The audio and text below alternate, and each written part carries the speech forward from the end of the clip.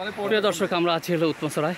তো আমরা কিছু পর্যটককে দেখতে পাচ্ছি, কেমন লাগলো এটাই দৃশ্যগুলো? আলহামদুলিল্লাহ অসাধারণ। এখানে আমাদের অভিজ্ঞতা যেটা হলো, আমাদের এক কলিগ সে ভাবছে যে এখানে কোনো স্রোত নেই, সে পার হতে গিয়ে এখানে পাথরের ধাক্কায় এইখানে হ্যাঁ পাথরের ধাক্কায় সে এমন ভাবে ছুটে গেল এবং গিয়ে আমরা ভাবছিলাম সে 2 ঢোক পানি খেয়ে ফেলছে, চোখ উল্টে গেছে, তার চোখ উল্টে সে 2 ঢোক পানি খেয়ে ফেলছে।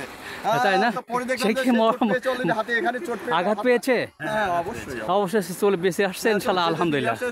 তার সৌভাগ্য যে আমরা এই মুহূর্তে কোথায় দাঁড়িয়ে আছি? আমরা এই মুহূর্তে দাঁড়িয়ে আছি উত্তমসরা, সিলেটের উত্তমসরা, সামনে মেঘালয়ের কোল ঘেঁষে ভারত, ওই পাশে ভারত, সিলেটের উত্তমসরা। আপনি কেমন ভোগ করলেন? অসাধারণ না? না আসলে বোঝা যেত না।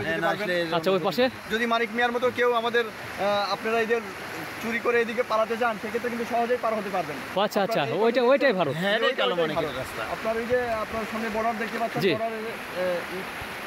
ওটার পাশে কিন্তু ইন্ডিয়া। আচ্ছা আচ্ছা, এখানে একটা সেতু রয়েছে আর এটা বর্ডার সাইড। তো আপনাদেরকে ধন্যবাদ, ধন্যবাদ, অনেক সুন্দর, ধন্যবাদ। সালাম আলাইকুম।